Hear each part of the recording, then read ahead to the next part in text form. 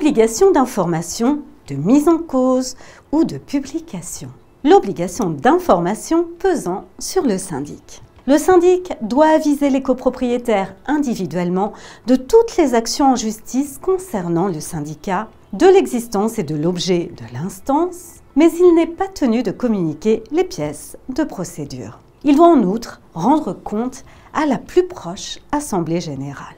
L'obligation d'information ou de mise en cause pesant sur les copropriétaires. L'obligation d'information du syndic. L'obligation d'information du syndic. En application de l'article 15 alinéa 2 de la loi du 10 juillet 1965, un copropriétaire qui agit seul en ce qui concerne la propriété ou la jouissance de son lot doit en informer le syndic. Une copie de l'assignation doit être adressée par l'huissier de justice au syndic par lettre recommandée avec accusé de réception. Cette information a pour objet de permettre au syndicat d'intervenir à la procédure le cas échéant. Le défaut d'information du syndic n'entraîne toutefois pas l'irrecevabilité de la demande. L'obligation de mise en cause du syndicat des copropriétaires. Un copropriétaire qui exerce seul une action tendant à la remise en état des parties communes doit appeler le syndicat des copropriétaires dans la cause après avoir, au besoin, fait désigner judiciairement son représentant. Mais il appartient aux parties de soulever cette cause d'irrecevabilité, car si elles ne le font pas, le juge n'est pas obligé de la soulever d'office.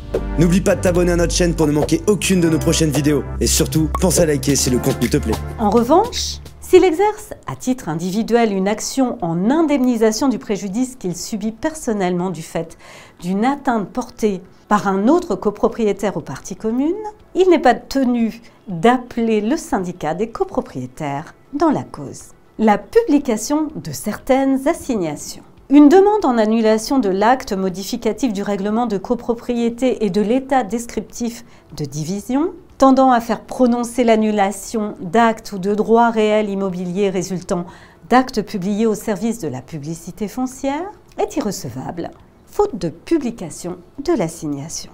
Les frais de procédure.